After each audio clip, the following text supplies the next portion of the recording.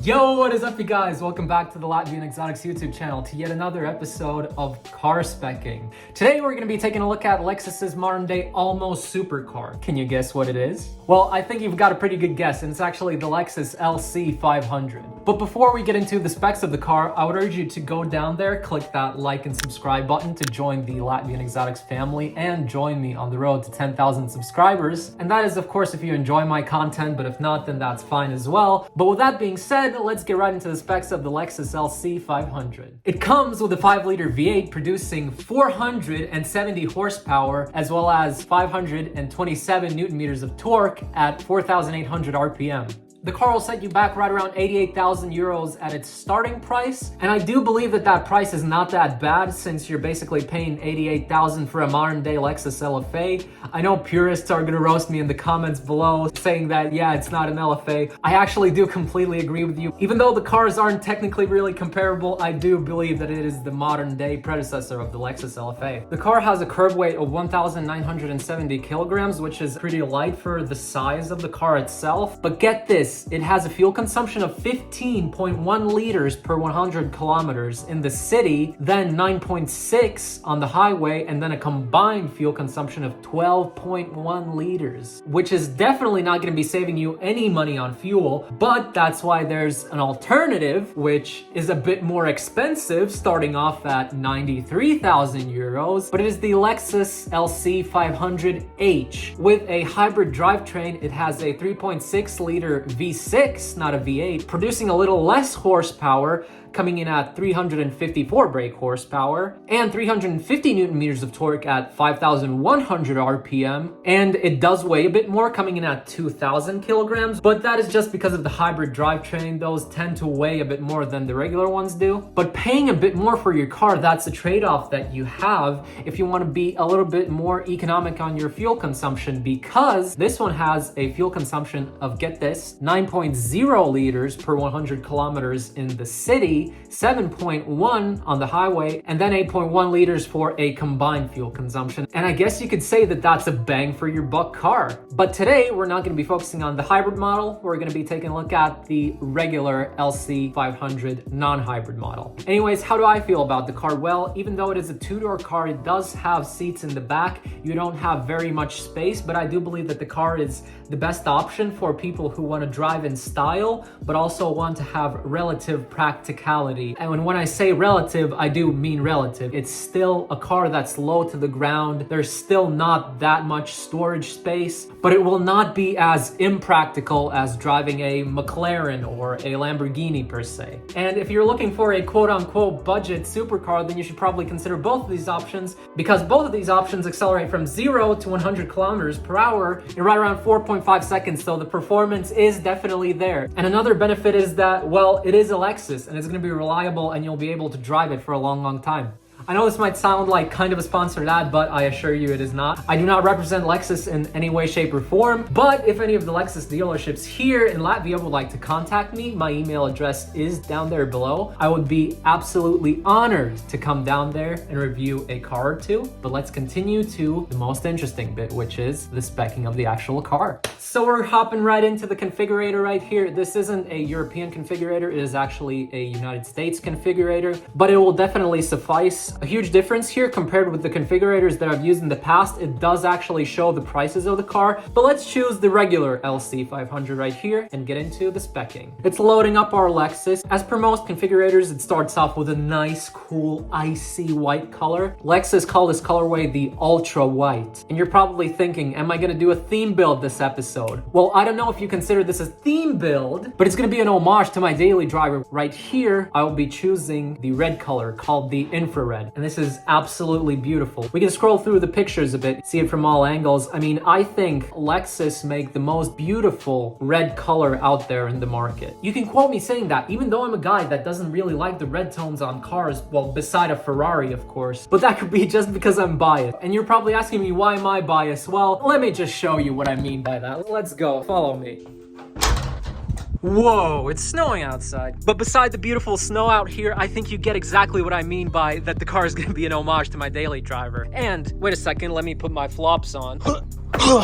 Let me show you why I really love the colors of the Lexus. You look right here, it seems like a regular red color, but you come down to the car, you can see that deep tone of the color. It's absolutely beautiful, and that is the exact reason why I love the paint so much on all of these Lexus cars. But now let's return to the inside because, well, frankly, I'm rather freezing and I don't want to get sick. So to the desk we go.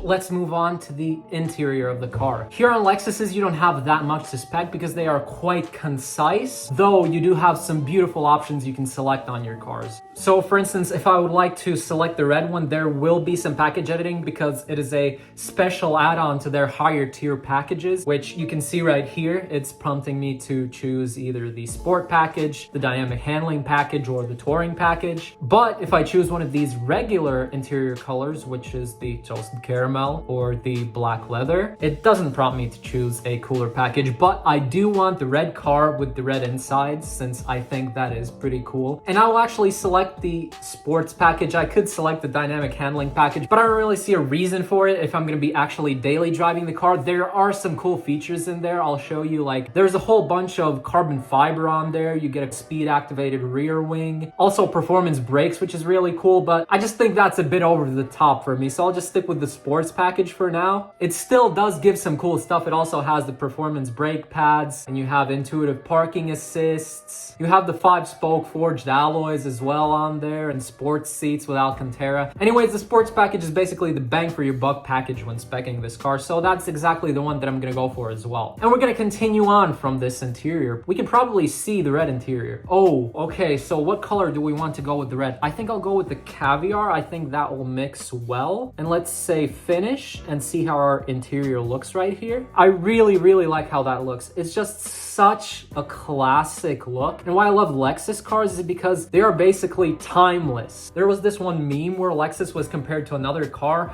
where there's the interior of that car back in like 2009 and the interior now. It's had a completely huge overhaul, but then there was Lexus, which had the same interior back then and has the same interior now, and it just says that Lexus is perfect. So with our options so far, we've gone up from the starting 95,000 to 99,000. Let's see how much we could get in there by the end. I'm not trying to put as much in the car as I possibly can. I'm just putting everything that I would actually choose myself within that car. Let's continue on to the packages, even though I did already select the sports package. There should probably be some more stuff besides those packages too. I really love how the pictures change right here when I go through them. It's just so much easier to see and understand what you're getting in your car than in some of the other configurators. I will include the all-weather package because it does have a heated steering wheel and it does have the windshield wiper de-icers. When living near Nordic countries, we have winters, and when I drive in the winter, personally, I absolutely hate being cold. I don't think I could exist if my car would not have a heated steering wheel, so that is an absolute must for me. We've got some individual options. A limited slip rear differential. I will absolutely get that because when driving in Latvia, I don't want my chassis to get distorted, and I also don't want to hear a bunch of random noises in the cabin over time, so that would be a really great thing to add to the car, especially considering Latvian roads. And the funny thing is that so many roads and bridges are closed in Latvia. If you live here, you can relate. So I know how it is in Europe. You usually work on these roads and bridges and whatever during the night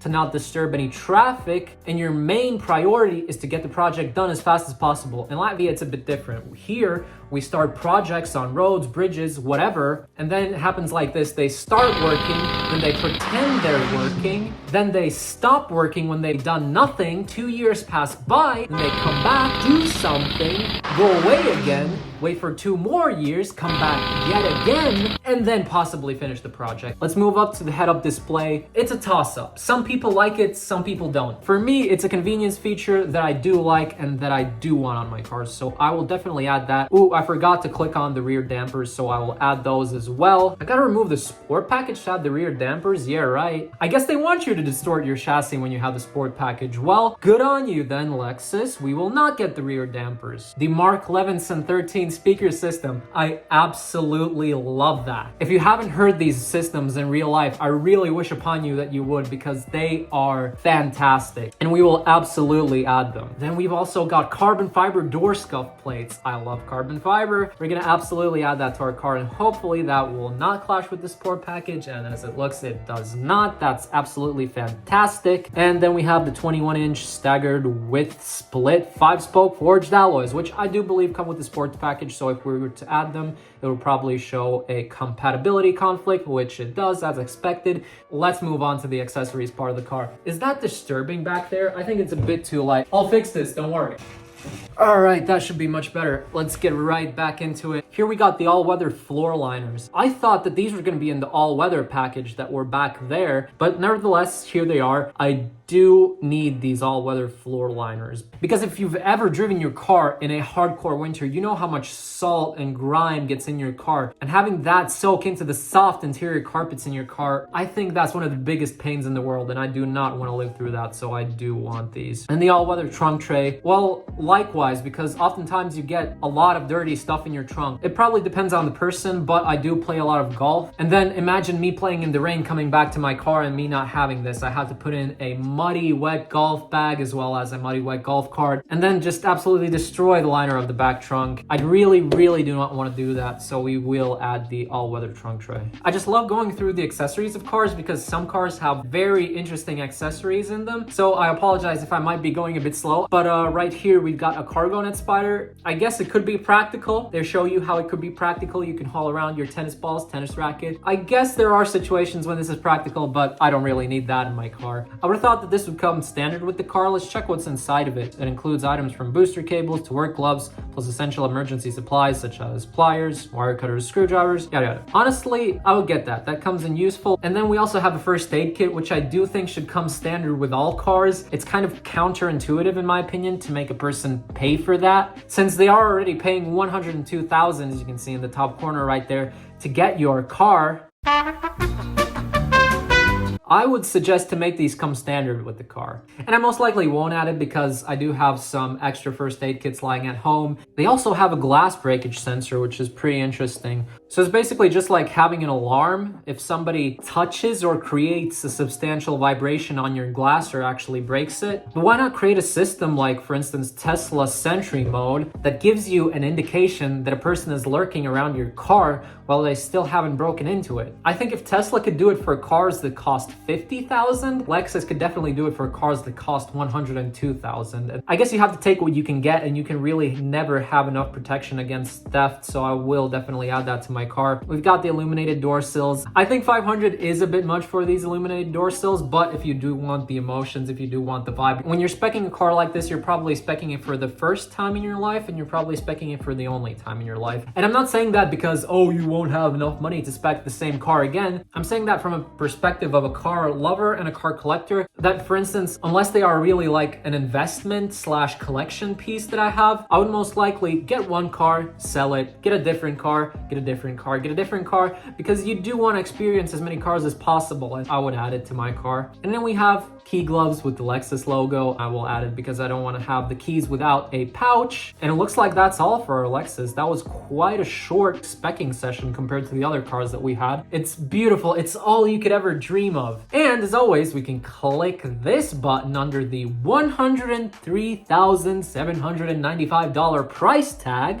And here we can inquire to any dealer that we would like. Well, in this case, it's for US dealers, not Europe, but it is the same concept in Europe as well. And that is it for our Lexus LC 500 speccing part. The final price came out to $103,795, which comes out to right around 96,226 euros in total. But with that, I do hope that you did enjoy this episode of Car Specking. As always, remember to go down there, show some support, click that like and that subscribe button. Join me on the road to 10,000 subscribers. And as mentioned before, if any Lexus dealerships in Latvia would want to collaborate, my email is down there below. I'm always open to come down and review a car or two. I want to thank you for sticking with the Latvian Exotics community and showing such huge support for such a little channel. I saw that my Porsche video lately hit 1,000 views, which is absolutely mind-boggling. And the first SR50 build, it's almost at 2,000 views. And I know in general terms that's not that much, but when starting the channel, I didn't even think that that would be possible. So a huge thank you to you guys. And with that, I will see you in the next upload. And I keep a pretty bitch put up. Ride through with a chauffeur, I be chillin' with my foot up. Niggas all cap bullshit, niggas full up. Master P in 98, that little nigga got the hook up. I'ma make it drop the jaws every time a nigga pull up. Drop it, drop it, drop it, drop it. Every time you turn around, that nigga, he the top. You would think the baby popcorn the way the nigga pop.